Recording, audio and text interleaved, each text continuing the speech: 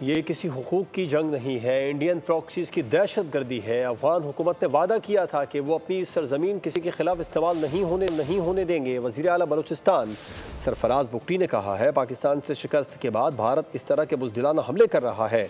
भारत का मखलूक चेहरा दुनिया के सामने बेनकाब करेंगे। आता है कि ये राइट्स की कोई जंग है। कौन से हकूक की जंग है? किसी हकूक की जंग नहीं है। ये सिर्फ और सिर्फ इंडियन प्रॉक्सीज हैं।